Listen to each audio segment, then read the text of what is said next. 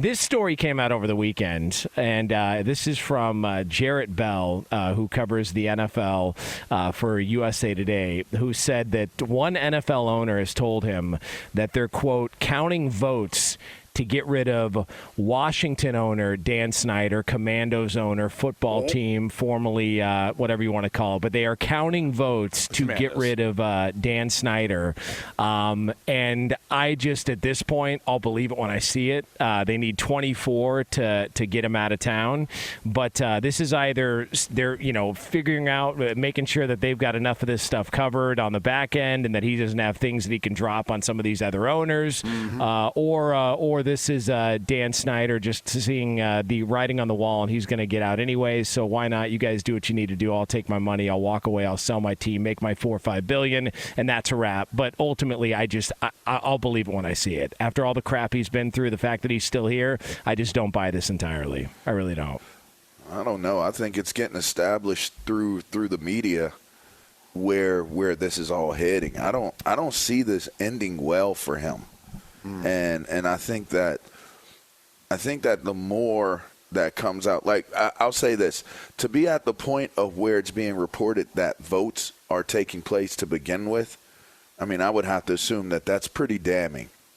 And so whether I don't know whether it happens soon or not, it sounds as though the process is already underway to force him out.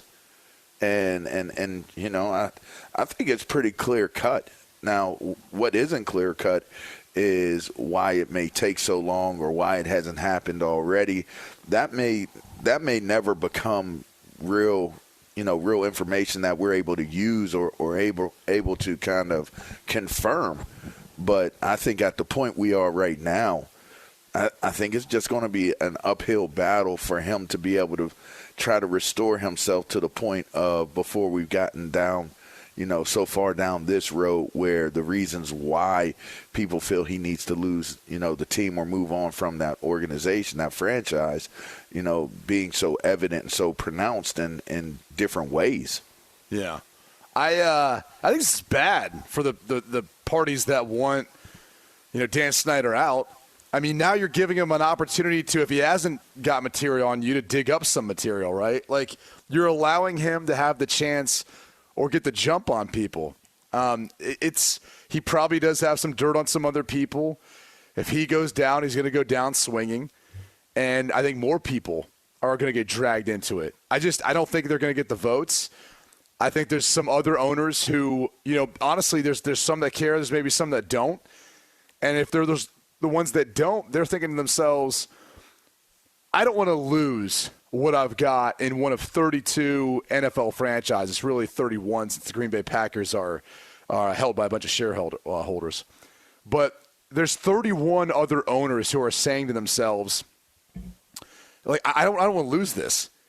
And I don't know that I've seen enough or know enough to be able to throw my hat in the ring to vote for a guy who may go nuclear on me. Like, I haven't done anything wrong. I don't have any beef with Dan Snyder, but if I vote to oust him based on what's been alleged or what information I have, could be a lot of blowback at that, in doing that, at least from Dan Snyder, how it's going to work out. Now, I would say this, it's probably a good time to sell. I mean, Jerry Jones is talking about it, saying, hey, I could probably get $10 billion for the Dallas Cowboys franchise, right? That's not a bad, hey, Jerry, you've lived a long, great life. Why not go make $10 billion while you're at it and then kind of, sail off from there? The hard part is so let's just say Dan Snyder would sell the Washington Commandos. All right, at that point, you take your $4 billion and your Commandos and you're saying, where do I put my money? Because nothing's going to provide you a consistent, stable return, consistent, stable appreciation like an NFL franchise. I mean, we opened up the first segment talking about another sport, and some people are probably like, oh, yeah. Shh. So one of the hosts too. I mean, the reality I'm is, just now waking up. but that's America, man. Like, NFL is the only sport that really like pushes the envelope. It's recession proof. It's protest proof. It's whatever COVID proof. Like COVID proof. Like, it just carries on, dude. Like, it just marches on. And so, and by the way, you could be an awful NFL owner. You could be terrible. I mean, seriously, like, whatever comparison you want to compare it to, you could be awful at it, and yet you can still earn a profit.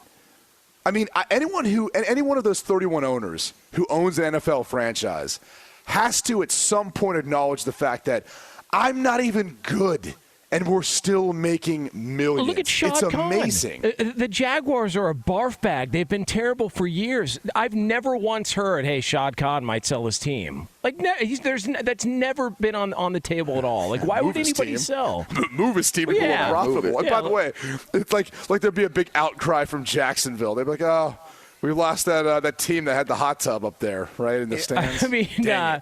Can I ask you guys a question?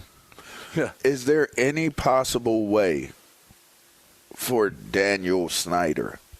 Danny. Is there any possibilities that Danny, little Dan, That's what you call it. can fix what has taken place? Is there any way for him to get through no. this? I mean, I think so. Like, What, he'll win a end Super up. Bowl? Yeah, well, there's that. Have success, but then I think it'll more kind of brings like more to light. I don't know. I mean, it's going to be like I don't know, one of those TV shows written by like Shonda Rhimes. Like, there's going to be some sort of like back channeling thing. Like, Kerry Washington's going to star in it, and he's going to be like making sure like everyone quiets down about it. Or it's like the distraction technique, right? You all of a sudden just blow the doors off on some other owner issue type thing, like the whole John Gruden deal. Right? Like, that all came about from litigation against the Washington Commandos. And all of a sudden, like, it was John Gruden that got caught up into all that, and then everyone's focused on Gruden. No one's talking about the Commandos. And by the way, just wait.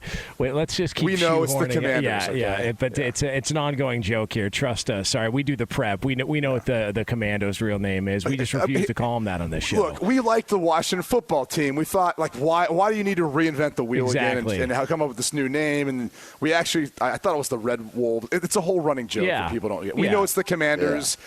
We like the visual of the Commandos. Yeah, so. and the only person that can say the former team name is LaVar because he actually played for him. Like, we've established that on this show. I do say it because that's the team I played for. And I've gotten messages where people are like, can you be more sensitive? And I'm like, can you be more sensitive to me? That's a good point. That is a good point. Don't ruin your draft day experience. All right, that was the team that drafted you. Come on. For what it's worth, that's the team that drafted me. And that's the team I worked for, and that's the name I worked for. So as bad as it may sound, at some point in time, that was a team that a lot of fine men played for, not just football players.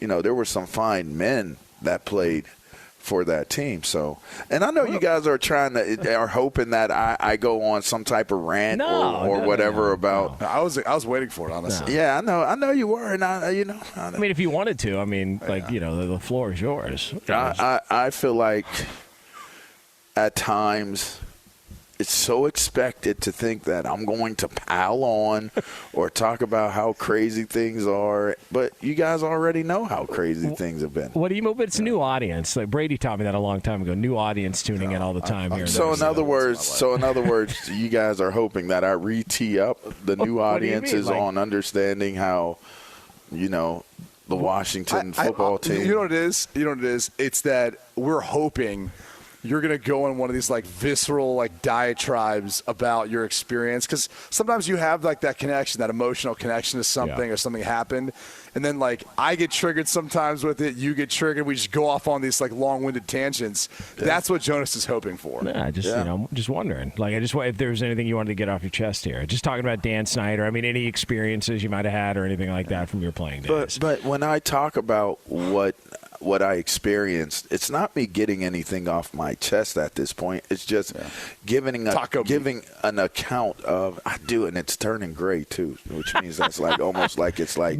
It's like I don't know. Get that off your chest, LaVar. Yeah, get it off. Yeah, I'm gonna shave this off my chest, but that's not Washington Commandos hair on my chest though. That's LaVar meat on my chest. So I don't know. I don't know. You know, can we go back to the basketball games where you used to be cited with Danny Snyder? Back when it was the Washington Bullets. Yeah, I was not there when they were the Bullets. Thank you. I'm not that old. They had just changed the name for one, and interestingly enough, or maybe even oddly enough, I never went to a basketball game with little Danny. Little Danny? Yeah, we never went. But I will say this: he used to kick the second owner out of his seat to play me in chess on the team jet when we were flying back and forth to the different locations that we were going to play. Which at that point, who was the second owner? Dresner, Fred Dresner. Man. That's like being the vice president. You think it's coming with all these perks and stuff, but everyone just kind of is like, all right, no one cares. You're not the president. You're not the real owner. No one cares about you. Yeah. I mean, they're playing second fiddle the whole time. Which, by the way, he's the only owner of the team at this point, isn't it? Like all bailed out on him or wanted him out, and he was able to hold on to it, right? Well, of what team? Of the Wizards? Or are we talking about the? We're still talking about the Washington football. Well, Ted Leonsis is the owner of the Washington Wizards, and let me tell you something. If things haven't changed since I've left the area, I mean, he's a pretty well respected dude in the market, and a lot of people have I guess at times there have been some back and forth as to Washington is always taking that political stance and how they view things and how they report things. But Ted Leonsis has been one of those guys that people have been like kind of, they're very, very supportive of because of the results that, he gets in the way he treats people. Let me ask you guys this. The Broncos are going to go for what? $5 billion? Is that the latest number? Or is it $5 or $6 billion? I saw somebody that was thrown out there. Yeah. Do they go for more? Six sounds about right because there's so many people involved in the bidding now. Wow. But, I don't know. I mean, to me, there might be worth even more. All right. The free market, determines it. Do you think the Commandos would get more on the open market than the Broncos? Based on location, based on everything? Yeah, I mean, I would think they'd get more because of the location, where they're at, everything else. Now, you're talking about a team that's going to be what's considered a distressed asset if the owner's being ousted for the culture and the conduct, et cetera, and the sale has to move rather fast because it's not like the NFL loves when they've got one of their 32 teams that doesn't have an owner. I mean, things moved pretty quickly with the Carolina Panthers and how that rolled out. So, could they have gotten more potentially? Yeah, but I think because of how it was all going down, if this was going to take place, it would go fast. I mean, come on. LaVar, you've been around little Danny. He's not going to go down without a fight. And I'm saying, like you're going to have to rip that team from his kung fu grip on that. Yeah, from his dead body. He's not letting that thing go. Yeah. It's going to be interesting to see how it plays out there.